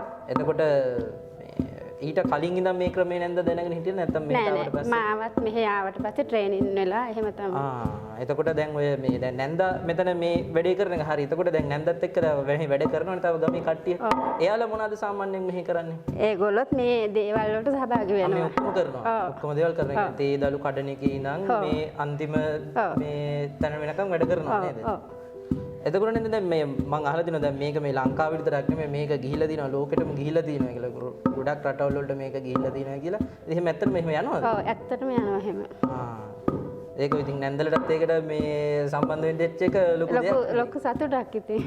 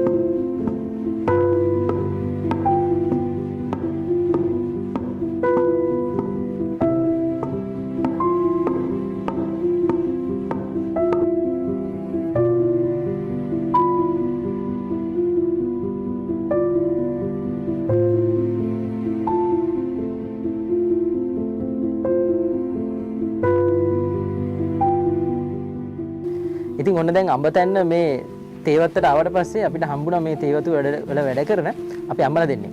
ඉතින් අපි පොඩ්ඩක් අහමු මේ කොහොමද මේ පැත්තේ තියෙන මේ එක්ස්පීරියන්ස් එක එහෙම නැත්නම් මෙයාලගේ මේ තියෙන අත්දැකීම මේවා කොහොමද මේගොල්ලන්ගේ ජන ජීවිතයට උදව් වෙන්නේ කියන දේවල් පොඩ්ඩක් අහලා බලමු. ඉතින් කොහොමද? ඉතින් මේ ගෙවල් ළඟමද මේ ළඟමද? නෑ සර් බෝවත්. බෝවත්. දැන් මේ කොච්චර කල් විතර වෙනවද මේ වත් වැඩට ඇවිල්ලා? මේ අවුරුද්දක්. අවුරුදු ගණක් වෙනවා සාමාන්‍යයෙන් ඇවිල්ලා. එතකොට දැන් මේක තමයි ගෙදර ඔක්කොම උදව් කරන්නේ මේ දේෙන් තමයි මේ දේවල් වලින්. අපිට මොකුත් නෑ සර් QR කෝඩ් මොකුත් නෑ සර්. සාමුදි මොකුත් නෑ. මේක තමයි හම්බ කරලා බස් එකට වීදම් කරලා බාර ගන්න එක. මේකෙන් තමයි ගෙදර ඔක්කොම කන්න බොන්න ජීවත් වෙන්න. දලු සාමාන්‍යයෙන් දවසට කොච්චර වෙලාවක් තියෙනවද? ඒ කියන්නේ උදේ ඉඳන් හවස් වෙනකම්ම කඩනව නැත්නම් වෙලාවක් තියෙනවද මේක කරන්න? නෑ අපි වෙලාවට යනවා. මේ දවස්වල මේ කොහොමද දලු තියෙනව? දලු ටිකක් තියෙනවා. එතකොට අවුරුදු සාමාන්‍යයෙන් මේ මොන මාස වගේද වැඩිම තේ? ළමන් මාස. ළමන් මාසේ වැඩි. ඒ කියන්නේ වැස්ස වැඩි වුණාම තේ දලු වැඩි නේ? මේ හදලා මේ තේ බීලා දිනා? හොඳයි රහයි. ඒ කියන්නේ දැන් මේ මෙහෙ තේත් බීලා තිනවා වෙන හදන සාමාන්‍ය කඩේ ගන්න තේකත් බීලා තිනවනේ. ඒකයි මේකයි කොහොමද වෙනස? මේක රසයි නේ.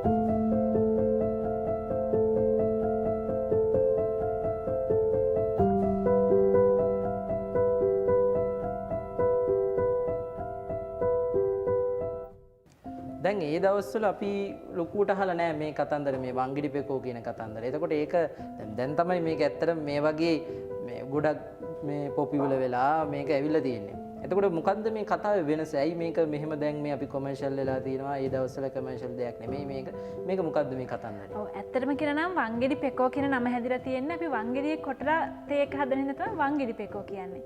ඒත් එක්කම සාමාන්‍යයෙන් අපි අවුරුදු 50ක් 60ක් පස්සට ගිහින් බැලුවොත් එහෙම ඒ කාලේ මේක ඉලීගල් ටී එකක්. ඒ කියන්නේ ඉස්සර කාලේ ලයිම් කාමර කියලා අහලා ඇතිනේ. ඒ ලයිම් කාමර වල තමයි තේ වතු වල කම්කරුවෝ ජීවත් වුනේ. ඒතර ඒ ලයිම් කාමර වල හිටිය අවම පහසුකම් යටතේ සාමාන්‍යයෙන් තේ කොළ ඒගොල්ලන්ගේ පරිහරණයට ෆැක්ටරි වලින් දුන්නේ නැහැ. තේ බොන්න. ඉතින් ඒ මිනිස්සුන්ට තේ බොන්න අපි හැමදාම තේ දළු කඩනවා ඒත් අපිට බොන්න තේ කොළ නෑ කියලා හැම වෙලේම මැසීරි නගරන් තමයි හිටියේ.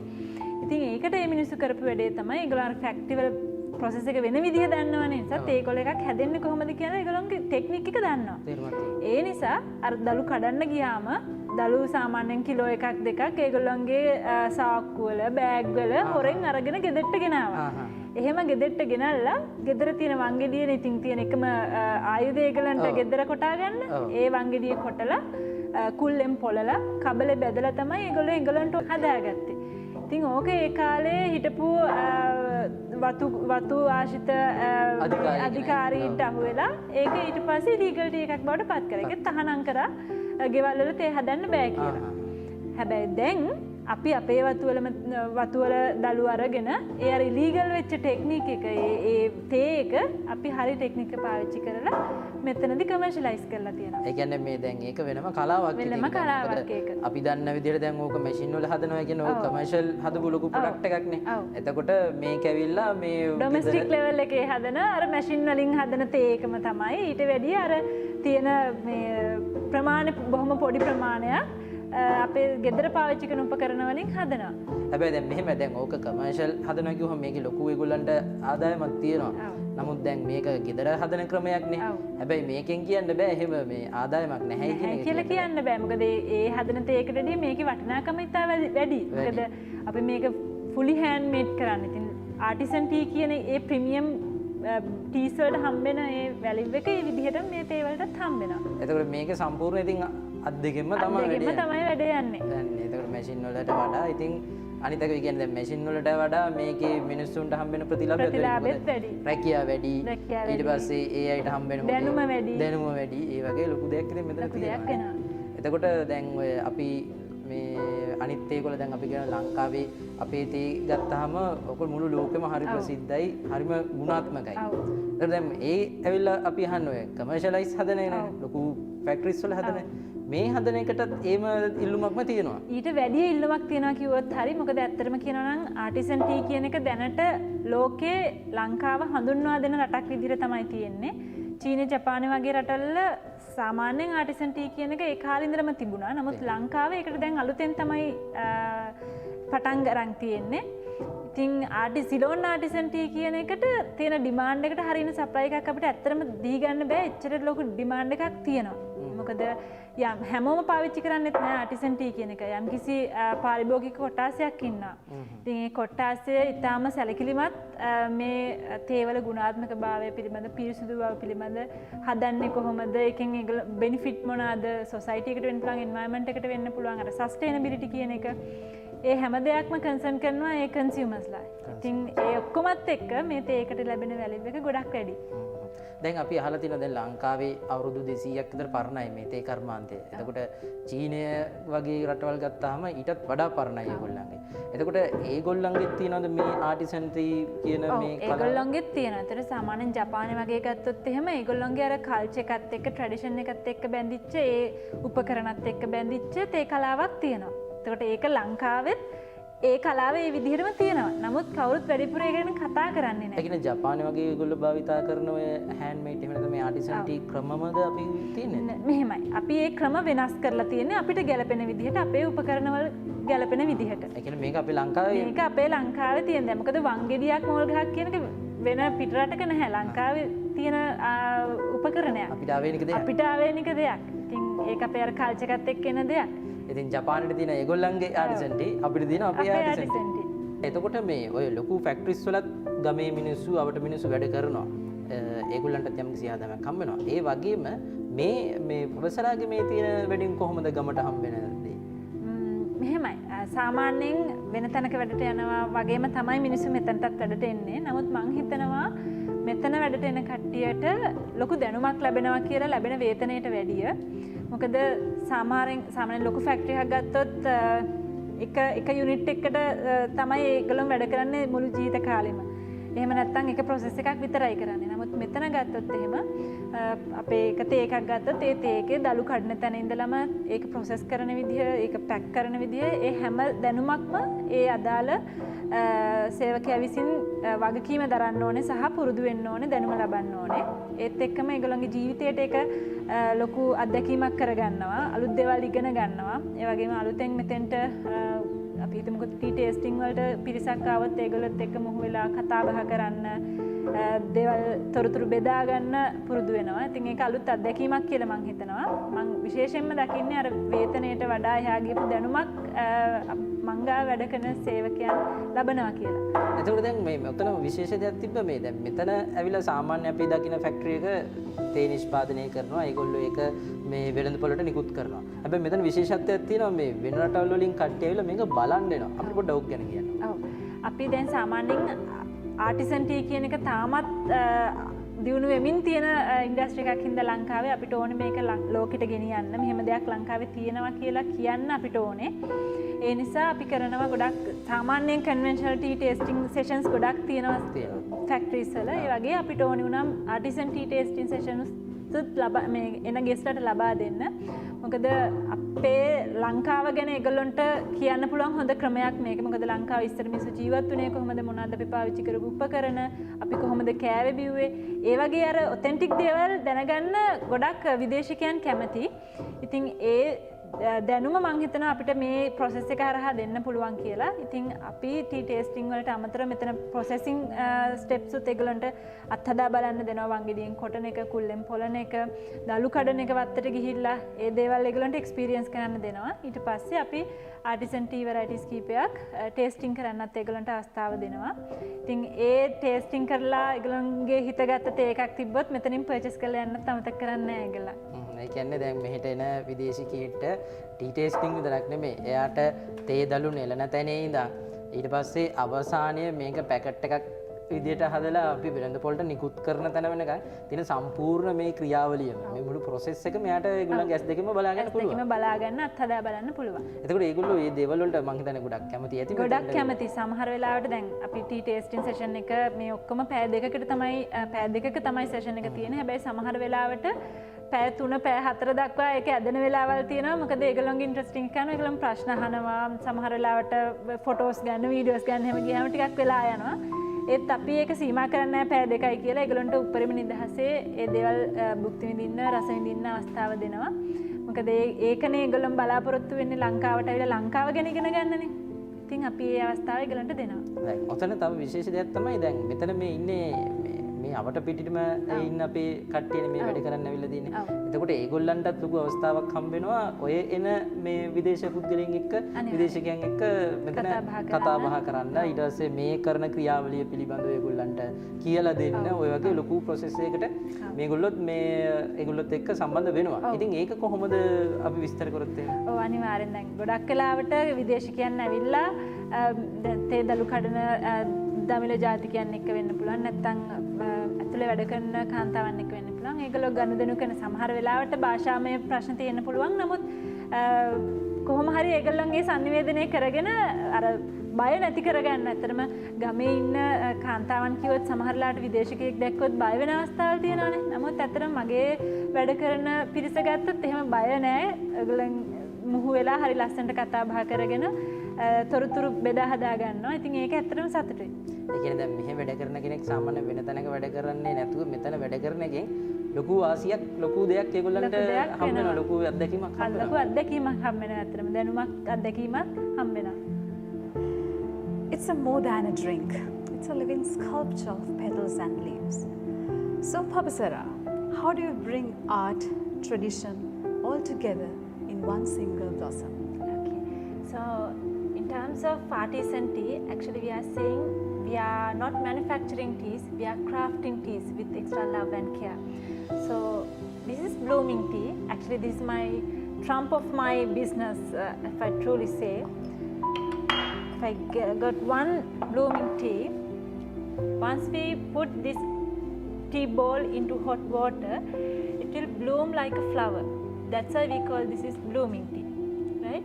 So we made this blooming tea from special tea clone we called clone wise we call TRI 2043. So in color wise you can see there is a big difference. This is green color and this is kind of a reddish color things is there. So this is the clone we are using for this blooming tea. First of all we remove these excess leaves and we use only this tip for our blooming tea. Then we take these tips as a bunch, then we tied it up using a food grade cord, and then we remove excess parts, and using cotton cloth we make it as a ball. Then with that cotton cloth we dry it, and then we produce this blooming tea. So after that, what do you do? What happens at the next part of the process? Okay, so after drying the process is over, then we can pack and we can send to the customer. So in customer will how, if I say how this tea make as a cup of tea, if we can use this kind of a transparent glass, that's more good, because we can see the bloom of that tea. So for this tea we use fully boiled water, that means 100 degrees Celsius water. Normally for all the tea types we are not using 100 degrees Celsius water, but for this special tea we need that, because it need that heat to bloom, right?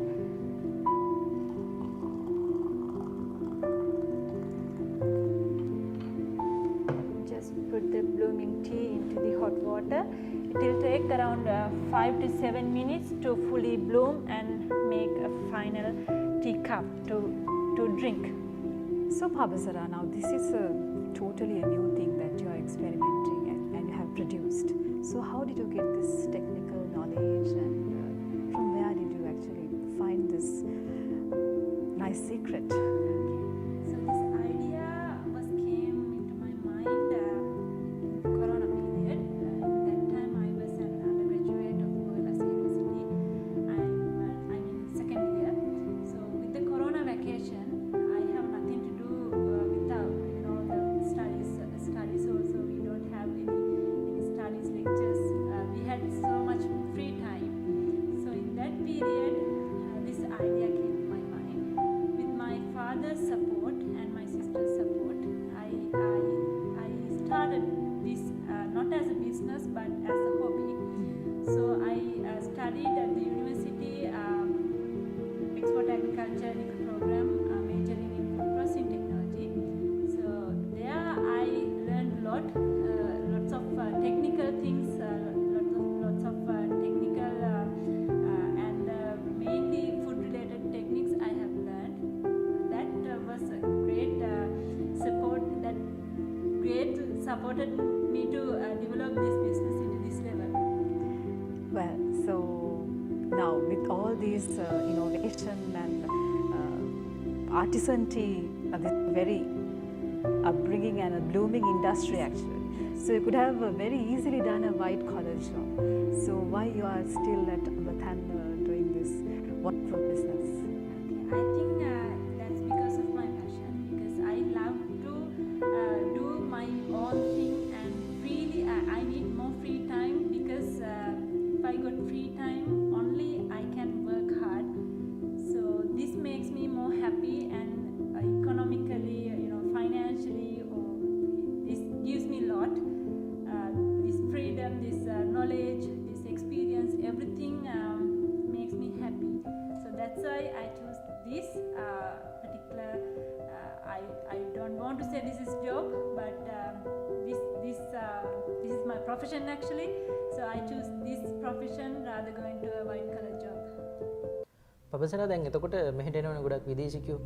එයාලා ඇවිල්ලා මොකක්ද කරන්නේ මෙතන? විශේෂම කියන්නේ දැන් අපි දන්නවා ඒගොල්ලෝ තේගොල්ල කඩන එකයි ඉඳන් මේ සම්පූර්ණ අවසන් මේ ප්‍රොඩක්ට් එකට යනකම් වෙනකම්ම මෙයාලා මේක ඒගොල්ලෝ බලනවා. එතකොට මේ විශේෂම දේ මොකද්ද මේ ක්‍රියාවලිය ඇතුලේ තියෙන්නේ? අපි සාමාන්‍යයෙන් ටේස්ටිං සෙෂන් එක තමයි හොඳටම ફોકස් කරන්නේ. මොකද ඒ තේ රස දැනගන්න ඕනේ ටී ටේස්ටින් සෙෂන් එකට ආවා කියන්නේ අනිවාර්යෙන් තේ බීලා ඒ රස දැනගන්න ඕනේනේ. ඉතින් අපි මෙතන අපේ ආයතනය තුල හදන ආටිසන් ටී වෙරයිටිස් 7ක් ඒගොල්ලන්ට ටේස්ටිං කරන්න දෙනවා.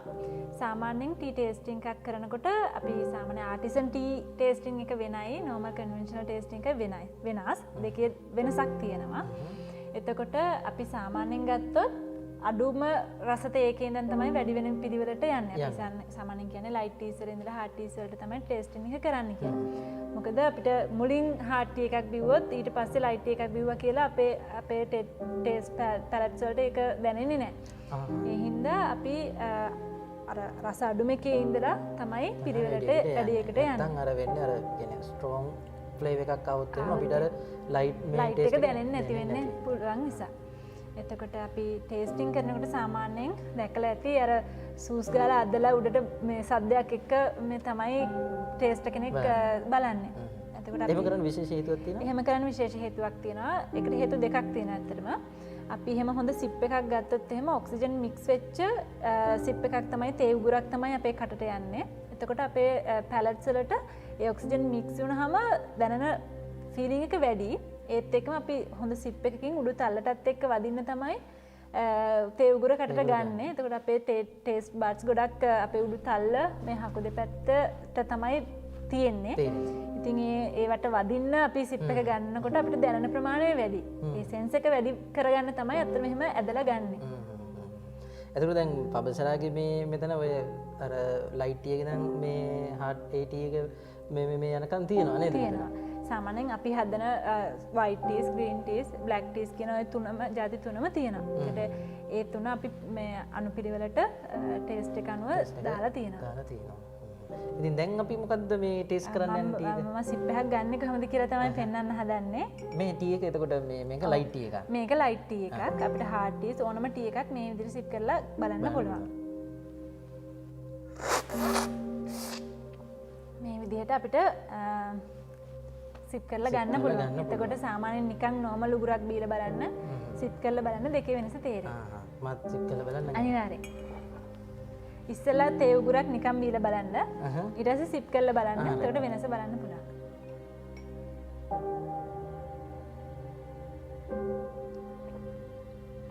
හරි දැන් මම නෝමල් විදියට තමයි ගත්තේ.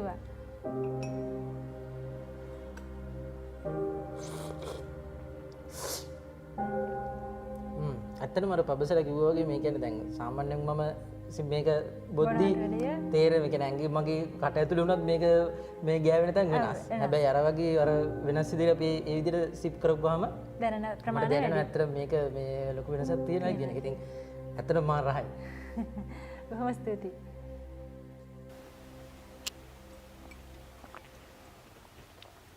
You have beautifully blended tea, culture and tourism, creating experiences that go far beyond a cup.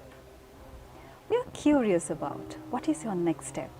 Yes, currently we are doing artisan tea manufacturing and tea tasting in our factory premises. So we thought to give a full experience to our guests with the farm stay, which is unique as a tiny home. Yes, by the look of this, it looks very unique. Exactly what is this uniqueness? In a misty evening, you can feel the mountain breeze while drinking a nice cup of artisan tea.